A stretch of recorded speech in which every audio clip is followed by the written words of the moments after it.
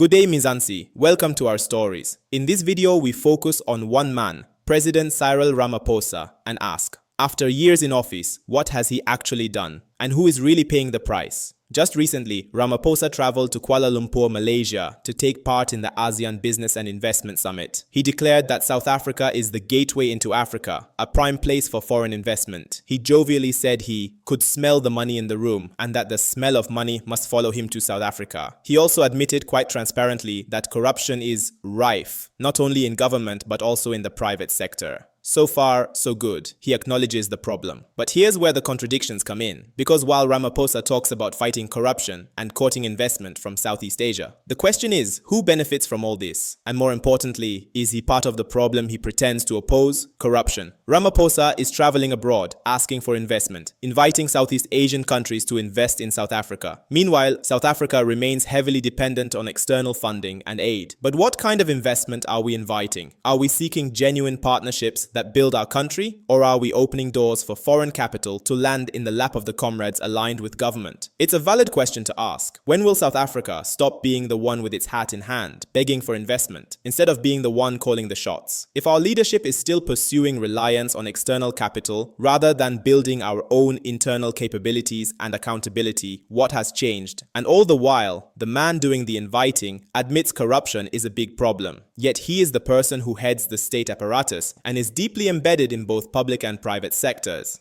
Ramaphosa says corruption must be dealt with, but the evidence suggests that the very networks he is associated with are at the heart of the rot. Take Special Investigating Unit's interim report on Tembisa Hospital in Gauteng. The SIU said that 3 major syndicates have siphoned around 2 billion rand from the hospital's procurement system. One of the main beneficiaries, Hangwani Morgan Maumela, the president's denied nephew, accused of heading a syndicate that benefited from over 300 million rand in contracts. His assets include luxury properties, Lamborghinis, Bentleys, boats, you name it, all acquired at the public's expense. Because let's be honest, what sort of business acumen capabilities does Morgan Maumela have other than being related to the president? Maumela is reported to be Ramaphosa's nephew from a previous marriage. The president denies knowing him. Yet video evidence and investigations raise serious questions. What does this tell us? The president acknowledges corruption externally, but internally his familial and political networks seem to operate with impunity. How can the citizen trust that if the man who stands at the top doesn't keep his own house in order?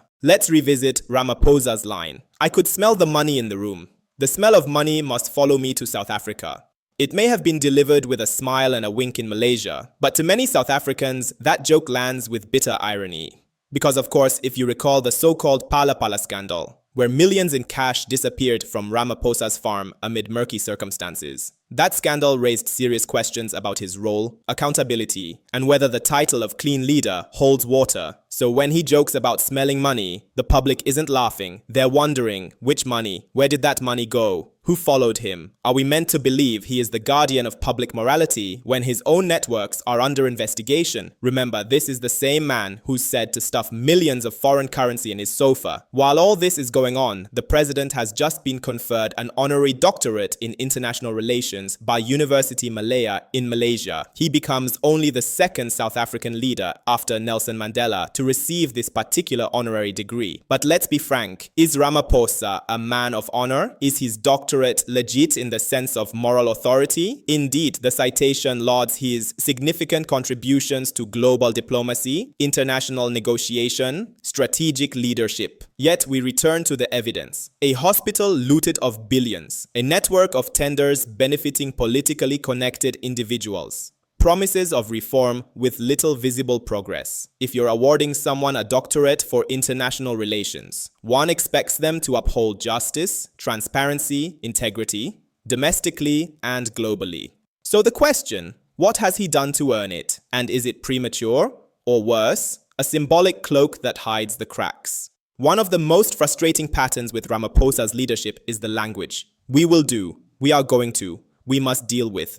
Good rhetoric. But where is the real action? He says the government is dealing with criminality and enforcing the rule of law. Yet we still see people implicated, networks exposed, assets seized, yes, but very few major convictions of top-tier powerful figures, very little visible disruption of the tender cartel culture. And who protects the president when the syndicate involves his own nephew, or when the farm scandal remains unresolved? It feels like the script we've heard many times before. Good speeches abroad, grand statements about investment and industrialization, while at home the fundamental institutions, healthcare, education, security, procurement, continue to underperform, leak, and decay. So what's the upshot for everyday South Africans? We have one of the most unequal societies in the world. Unemployment remains high. Service delivery failures persist. Yet at the top, the president is jetting abroad, collecting honorary degrees, seeking investment, while stories of corruption keep piling up. Is this still the kind of leadership South Africa deserves? The kind that invites foreign money to pour in, without guaranteeing protection of the public purse first? The kind that accepts accolades internationally, while domestically the confidence of citizens sinks? The legitimacy of governance rests not just on promises, but on delivering actual change, enforcing real accountability, and walking the talk on ethics. If you invite investment, but allow tender-looting syndicates to thrive, what kind of country are we building? So, Mzansi, as Ramaphosa stands in Kuala Lumpur for the ASEAN Summit, collecting honors and making grand investment pitches, we must ask, who benefits? Are we building a strong, self-reliant economy, or are we simply rearranging the deck chairs on a leaking ship? If corruption is rife, why is it still so rife under his watch? If investment is flowing, are the people of South Africa truly seeing the returns? And if he's honored with a doctorate for international relations, is he honorable in his own country?